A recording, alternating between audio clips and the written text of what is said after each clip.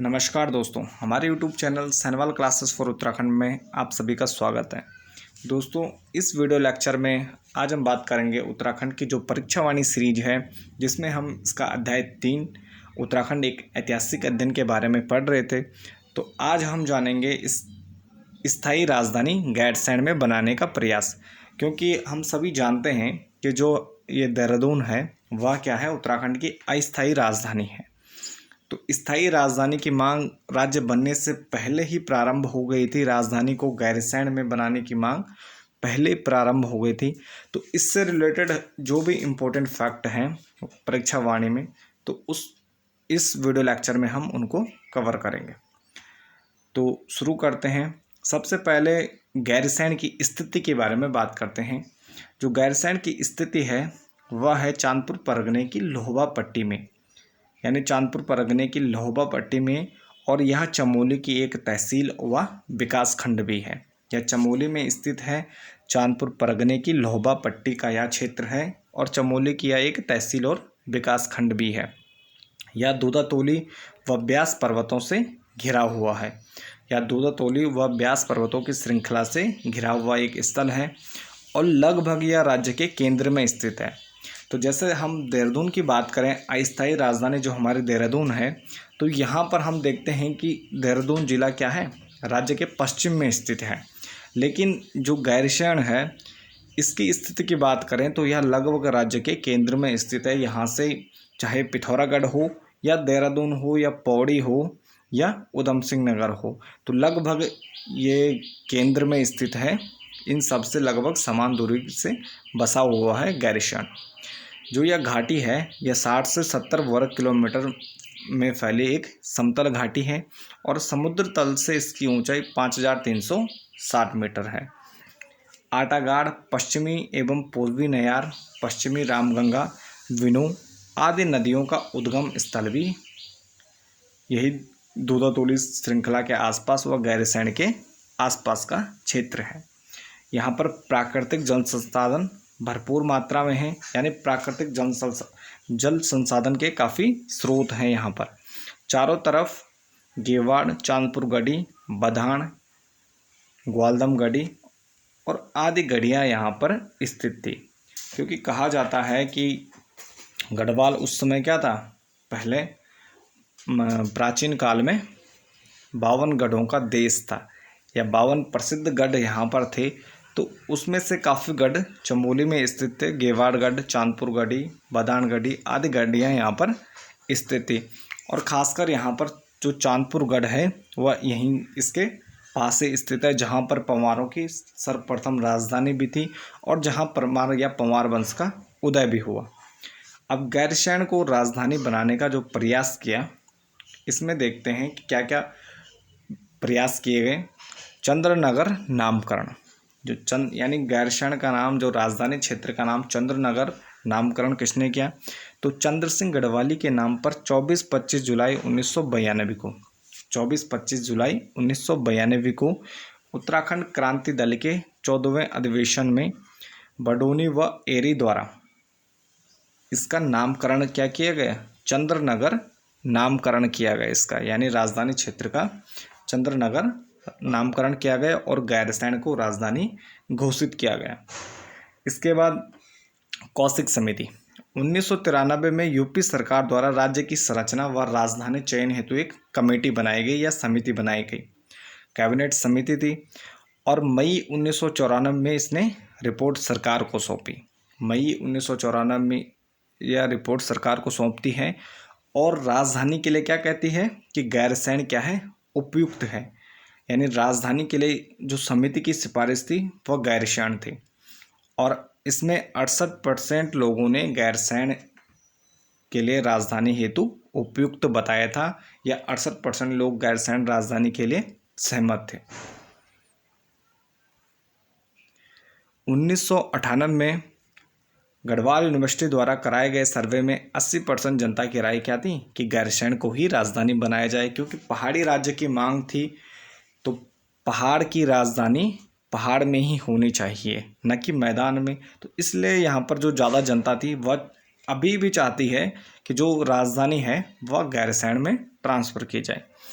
उत्तराखंड महिला मंच 24 सितंबर 2000 को एक विशाल रैली आयोजित की गई और 30 अक्टूबर को सफल बंद का आयोजन किया गया उत्तराखंड महिला मंच द्वारा।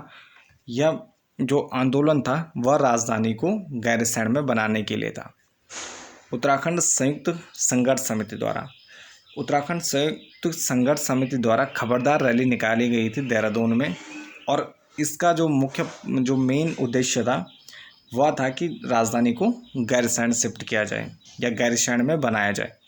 बाबा मोहन उत्तराखंडी 2004 में 13 स्थानों पर कहीं भी राजधानी बनाने हेतु 38 दिन का इन्होंने आमरण अनशन किया था। इन्होंने कहा था कि 2004 में इन्होंने 13 स्थानों की लिस्ट दी, जिसमें सभी स्थल ज़्यादातर क्या थे, पहाड़ में थे। तो इन्होंने कहा था इन 13 स्थानों में कहीं भी राजधानी बना दो, यानी देहरादून से ट्रांसफ़र कर दो कहीं भी, जो 13 स्थान थे पहाड़ों में। तो इसके लिए इन्होंने राजधानी के स्थानांतरण के लिए इन्होंने 38 दिन का आमरण अनशन किया था, जिसमें इन्होंने 8 अगस्त 2004 को ये नैनीताल में शहीद हो गए थे। 8 अगस्त 2004 को ये नैनीताल में शहीद हो गए थे राजधानी हेतु।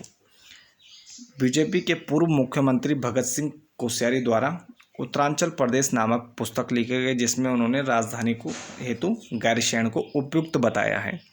भगत सिंह कोश्यारी की पुस्तक है, पूर्व मुख्यमंत्री रह चुके हैं, दूसरे अंतरिम मुख्यमंत्री। उत्तरांचल प्रदेश नामक पुस्तक में उन्होंने गैरसैंण को ही उपयुक्त राजधानी क्षेत्र बताया।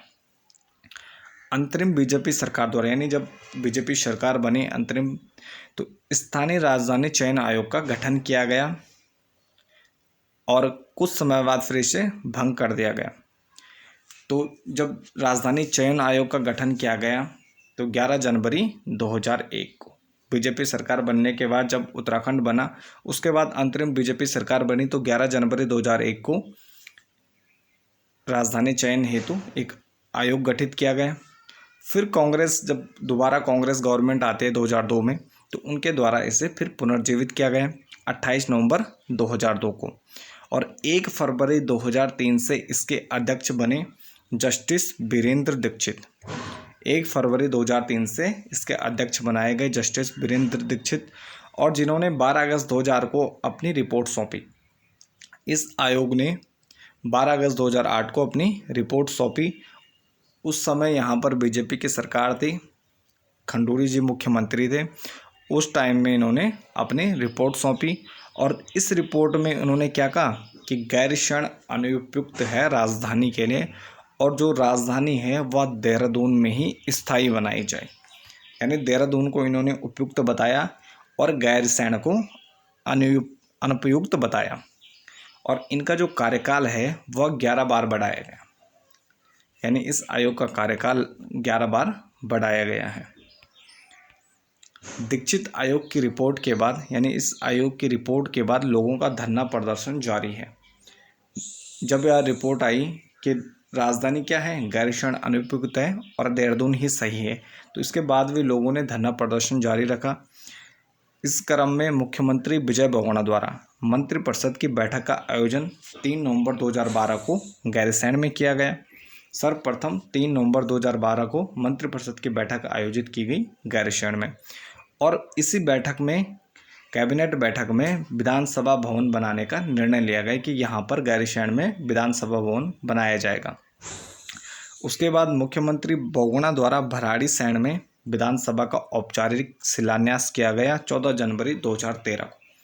2012 में गैरसैंण में कैबिनेट मीटिंग हुई जिसमें निर्णय लिया गया, और 14 जनवरी 2013 को औपचारिक शिलान्यास किया गया विधानसभा भवन का भराड़ीसैंण में। 9 नवंबर 2013 से भराड़ीसैंण में, यानी जो गैरसैंण में स्थित है, में विधानसभा भवन का निर्माण प्रारंभ हुआ 9 नवंबर 2013 से। और जम्मू कश्मीर व महाराष्ट्र में भी 2 विधानसभा भवन हैं। इसके अलावा उत्तराखंड के अलावा जम्मू कश्मीर और महाराष्ट्र में भी 2 विधानसभा भवन मौजूद हैं। टिहरी गढ़वाल का ढांढक आंदोलन, या जो इससे रिलेटेड कुछ अन्य फैक्ट हैं। टिहरी गढ़वाल का ढांढक आंदोलन मजदूरों से संबंधित है। ऐतिहासिक स्थल गोविशान की पहचान हुई है काशीपुर के रूप में। गढ़वाल सर्वदलित परिषद का गठन जयनंद भारती द्वारा 1928 ईस्वी में और काल से शिलालेख सम्राट अशोक से संबंधित है।